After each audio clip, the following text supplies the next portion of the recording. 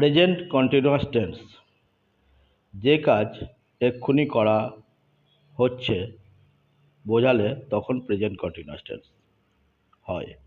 Continuous মানে বুঝতে পারছো, চলছে, মানে যে কাজটা চলছে তখন কি করতে হবে? Present continuous tense.